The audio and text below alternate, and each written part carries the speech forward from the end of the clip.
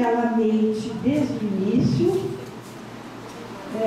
utilizando o programa de história oral. Nós não podíamos perder a oportunidade, e, falando de 50 anos atrás, e tendo os protagonistas da educação vivos, de fazer realmente, gravar os seus depoimentos, né? Filmar os seus depoimentos, e continuamos o trabalho. Já temos hoje bem mais de uma centena de entrevistas gravadas e filmadas por professores, estudantes, gestores, funcionários deles. Nós vamos ampliar, né? Trabalho prosseguimos. Então, com os recursos obtidos na FAC, foi possível montar uma estrutura para a pesquisa se desenvolver, pagar transcrições dessas entrevistas. Então, temos então essas entrevistas nos diferentes formatos, né? Áudio, vídeo, transcritos, textuais, né? Revisados, enfim, disponibilizados, e vão ser todos disponibilizados, porque estão sendo digitalizados os documentos, mas em processo ainda lento, porque a intenção é justamente torná-los públicos e para nós, para o museu e para o mundo. Então, hoje, né, a nossa tarefa é essa. Além disso, fizemos uma pesquisa em periódico, especialmente nos jornais de circulação diária, do DF, no período, um trabalho feito por nossos bolsistas, e com um acompanhamento nosso, permanente, um trabalho minucioso, junto aos microfilmes, principalmente do jornal Correio Brasiliense e DC Brasília, que é o Diário Carioca e circular no Brasil da época, né?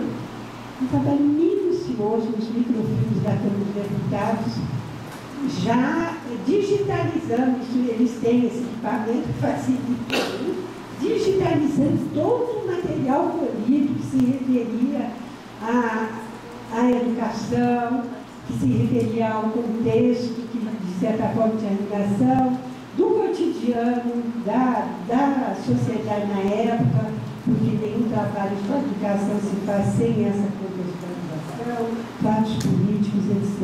Então, essa documentação nós temos, os séries também digitalizados, referenciados, não completo ainda continua esse trabalho, porque é muito lento, mas muito importante que os pesquisadores poderem encontrar isso pronto, o que é importante.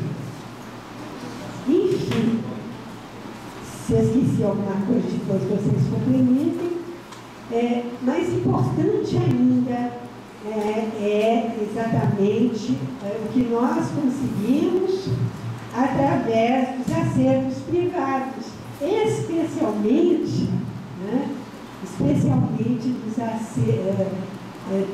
acervos particulares de professores, de estudantes que guardam.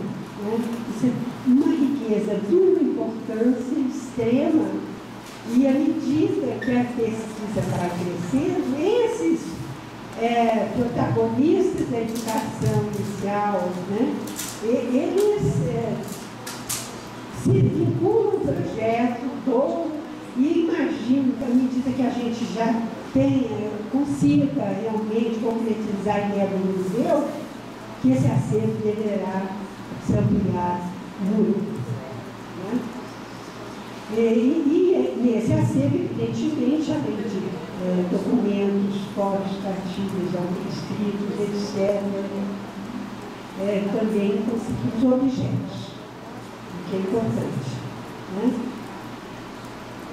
E daí, né, nós passamos a organizar artisticamente o que já temos, com o assessoramento de um arquivista profissional, no sentido de criar uma estrutura que o restante que a gente, os documentos que venham a ser futuramente incorporados, possam entrar sem dificuldades e compor essa estrutura. A preocupação, então criamos, não fundos, mas séries e subséries, por orientação, com base na legislação que orienta, tem textos a esse respeito que a gente detalha, né? E com a preocupação de realmente colocar temas, facilitar o pesquisador, em vez de ser recortes, jornais, não, vamos realmente trabalhar dentro de temas que são pioneiros, que são as escolas pioneiras, tudo que se refere a isso, né? Deve estar contido lá, né? Ou escolas pioneiras, ou os pioneiros da educação, ou outras temáticas que se criou de acordo com o conteúdo dos documentos, né? Seguimos alguns passos, né, que eu tenho escrito, diagnóstico, depois todo esse plano de classificação, criando as categorias, depois o armazenamento, os cuidados com a higienização, com a organização, etc. Fizemos o inventário dentro do banco de dados, estamos aí concluindo, né? E criando instrumentos de pesquisa. Isso depois é só uma questão de ampliação. O trabalho está sendo praticamente concluído. Enfim, embora uma coisa restrita, pequena e localizada e ao mesmo tempo grandiosa, né, criamos essa estrutura. E, enfim, produzimos paralelamente textos acadêmicos, pesquisadores, o envolvimento dos estudantes mestranos, aqui foram apresentados em congressos e eventos científicos, publicados, né, periódicos ou livros, e agora conseguimos fechar, está no prelo, a primeira obra, porque até então nós tínhamos estudos muito pontuais sobre educação violenta. Poucos. Então, estamos fechando um livro que intitulamos Nas Asas de Brasília, Memórias de uma Utopia Educativa, 1956-1964. A UNB vai editar, aliás, até março ele estará sendo lançado, e tudo com base nesse assim, né? Temos, como eu já falei, algumas monografias, dissertações, teses feitas com base nesse assunto já elaboradas. Enfim, agora a última etapa, nós já estamos trabalhando nela, continuamos todo o restante.